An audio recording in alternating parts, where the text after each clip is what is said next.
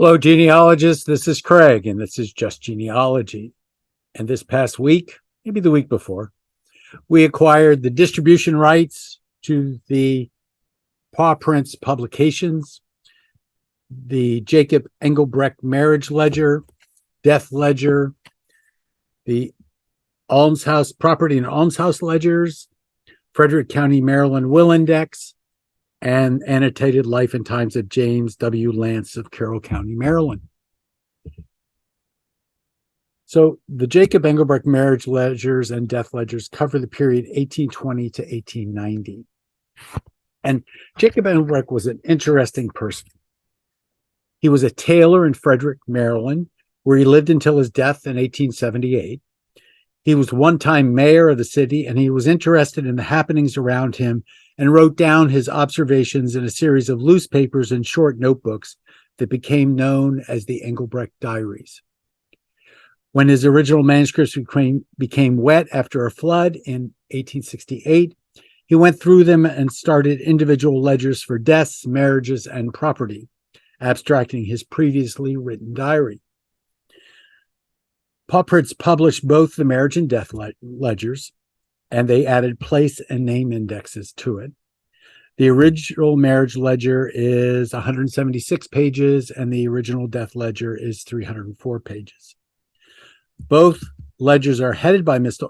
Engelbrecht as alphabetical list of marriages or deaths commencing about 1820 by Jacob Engelbrecht, Frederick City, Maryland, copied from my diaries, which were very much defaced by the freshet out in Carroll's Creek, 24 July 1868. The water was on the first floor of my house about 6 feet. Mr. Engelbrecht's marriage ledger is compiled as it was written by him and after his death by his son until his son's death, and after that by one or more of his grandchildren until 1891. So the marriage ledger and the death ledger, and in the introduction to the death ledger, it says that flood in 1868 was the same year that the house of Barbara Fritchie of John Greenleaf Whittier fame was washed away. And it also says, there's a story that says when Jacob had to work and he was not able to be at his window observing the coming and goings of Frederick and the activities of its citizens, he would park one of his children in the window in his stead. It was also said that anyone could make entries into his diaries, and there were only two requirements. One, that they be truthful, and two, that they not be malicious. Researchers should be very grateful for Jacob's propensity for recording the history of Frederick and its people, and in some cases, his writings are all we have left of some of the history of Frederick City and County. He seems to have been interested in the families of postmasters, clergy, tailors, and noted murders and hangings, duels, suicides, drownings, cholera epidemics, accidental deaths, railroad accidents, Civil War fatalities, and deaths of persons of note. He noted deaths occurring in the Frederick area as well as nationally and internationally, burial locations, dates of birth, and occupation. Moreover, there is extensive relationship data on spouses, parents, siblings, in-laws, people of color, and maiden names of wives and mothers. Mr. Engelbrecht also recorded the death information for people who had left or died outside of the Frederick area. Now, the property and almshouse ledger. Did I show you the death ledger? The property and almshouse ledger is a little bit different than the others. First of all, it comes with a map. It comes with a map of Frederick City. Folded. You always need to have a map.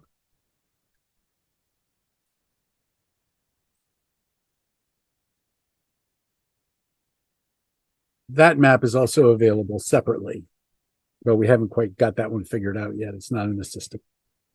Basically, this book has two parts. It has the property ledger entries, and it has the almshouse records from 1853 to 1854, along with a brief history of the almshouse. This introduction says that they think they found all the ledgers. and that this publication is different than the previous ledgers that they published. There are entries about the mayors of Frederick that go to 1934 in the property ledger. This means this ledger was kept up to date, at least in part, for over 100 years. It is supposed that the author was Jacob's grandson, Jacob L. Engelbrecht, who continued the writing. This map that comes in it is the 1853 Henry Pittar map, which can serve as a tool to help a researcher visualize the location of properties in Frederick City, and that Jacob noted on the property ledger. So those are 3 books about the Jacob Engelbrecht diaries. I think there were 9 diaries, maybe 8 diaries and an index or something like that, that were damaged in the flood. Someone has gone and looked at the diaries from the Frederick County Historical Society and has republished them. I have not seen that. I just know that it occurred. But these are much easier to deal with and much easier to use. Suzanne Files Flowers did a Frederick County, Maryland will index, 1744 to 1946, with paw prints. And basically it is a history of the Orphans Court, a history of the Register of Wills office, and who the various courts were, clerks were for the various registers and what their time periods were. And then it lists them as decedent, what liber folio the will is found in, what the date of the will is, and who the executor is.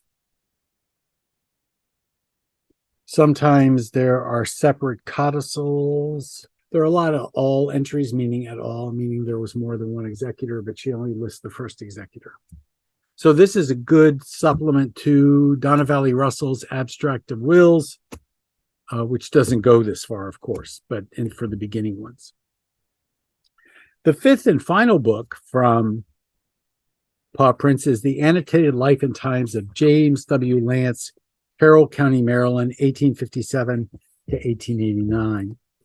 And basically, this book deals with the man and his business, the man and his family, his medical problems. The actual diary is about 205 pages dealing with.